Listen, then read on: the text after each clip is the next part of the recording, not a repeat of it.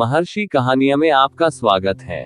नमस्ते दोस्तों, आज की कहानी है राजा मोरध्वज की कहानी। एक बार राजा युधिष्ठिर ने यज्ञ करवाया और उसके बाद उन्होंने ब्राह्मणों को इतना दान दिया कि वो अपने साथ उसे नहीं ले जा सके। इस पर अर्जुन ने भगवान श्री कृष्ण से कहा कि हे मुरलीधर, मेरे भाई युधिष्ठिर जैसा कोई भी दानी इस संसार में नहीं है। तब श्री कृष्ण ने कहा कि हे अर्जुन, दान की लिस्ट में तुम्हारे भाई युधिष्ठिर का नाम सबसे नीचे है। तब अर्जुन ने कहा कि अच्छा, आप ही बताइए, दान की श्रेणी में सबसे ऊपर नाम किसका है। तब श्री कृष्ण ने कहा कि मोरध्वज। दोस्तों, मोरध्वज एक ऐसे राजा थे जो ब्राह्मणों की इच्छानुसार दान देते थे। अर्जुन को भगवान श्री कृष्ण की बातों पर विश्वास न हुआ। तब अर्जुन ने श्री कृष्ण से कहा कि हमें विश्वास नहीं है। तब श्री कृष्ण ने अर्जुन से कहा कि परीक्षा लेकर देख लेते हैं। इस पर अर्जुन मान गए। तब श्री कृष्ण ने यमराज को बुलाया और यमराज को एक बूढ़ा शेर बना दिया और अर्जुन तथा भगवान श्री कृष्ण दोनों ने ब्राह्मण का रूप धारण कर लिया।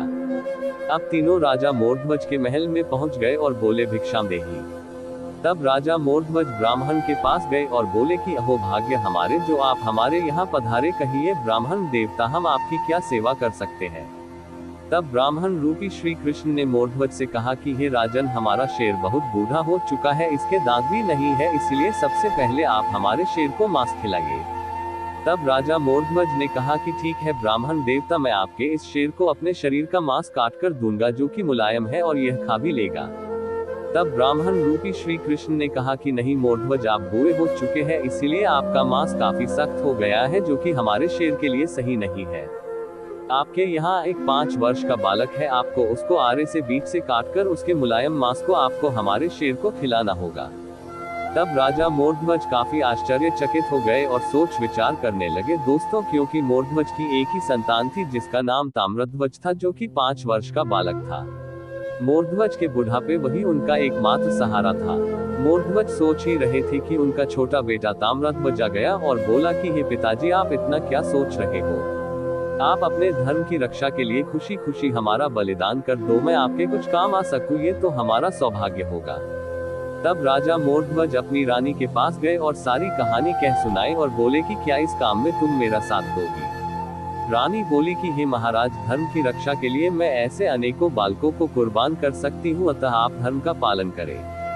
तब राजा मोरध्वज ने एक आरा मंगवाया और एक तरफ मोरध्वज तथा दूसरी तरफ रानी और बीच में ताम्रध्वज बैठ गया। जब राजा मोरध्वज आरा चलाने ही वाले थे, तब ताम्रध्वज ने अपने माता पिता को रोक दिया और कान में डालने के लिए रुई लेकर आया और बोलने लगा कि इस रुई को अपने अपने कान में डाल लो। ऐसा इसलिए कि जब आप लोग हमें बीच से काटोगे तो दर्द के मारे मेरी चीख निकलेगी। उस चीख को सुनकर यदि आप लोगों ने आरा रोक दिया तो आपका धर्म नष्ट हो जाएगा, इसीलिए मैं कितना भी चीखूं, कितना भी चिल्लाऊं, आपको आरा नहीं रोकना है। फिर राजा और रानी दोनों ने अपने अपने कान में रुई डाल दी और आरे से ताम्रध्वज को बीच से फाड़ दिया। खून की फुहार निकलने लगी। ये देखकर ताम्रध्वज की मां की आंखों में आंसू आ गए। तब ब्राह्मण ने कहा कि हे रानी, आंख से आंसू नहीं गिरना चाहिए, वरना हमारा शेर मांस को नहीं खाएगा। तब शेर ने बच्चे का एक हिस्सा खा लिया तथा दूसरे हिस्से को बाहर भिखवा दिया गया। अब ब्राह्मणों ने कहा कि राजा, अब हमें भोजन करवाओ।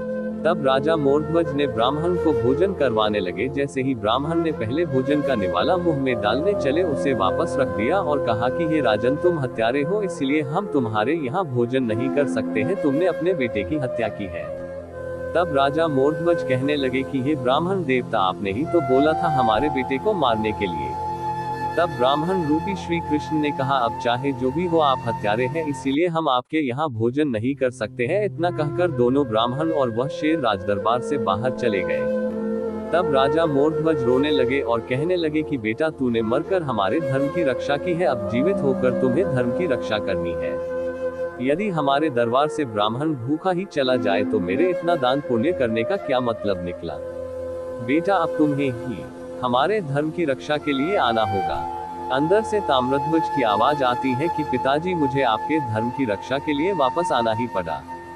इतने में जब मोरध्वज पीछे मुड़कर देखे तो वहां शेर और ब्राह्मण कोई भी नहीं था। वहां पर तो भगवान श्री कृष्ण अपने चतुर्भुज रूप में हाथ में शंख, चक्र, गदा, पुष्प धारण किए हुए खड़े थे। श्री कृष्ण और अर्जुन की आंखों से आंसू गिर रहे थे। श्री कृष्ण ने राजा मोरध्वज से कहा कि हे राजा, तू सबसे बड़ा दानी है, तेरे जैसा दानी न तो पहले कभी पैदा हुआ था और न ही भविष्य में कभी पैदा होगा।